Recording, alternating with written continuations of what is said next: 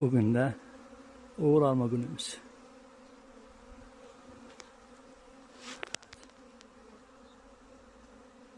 Ya Allah, ya Bismillah. Uğur böyle alınır.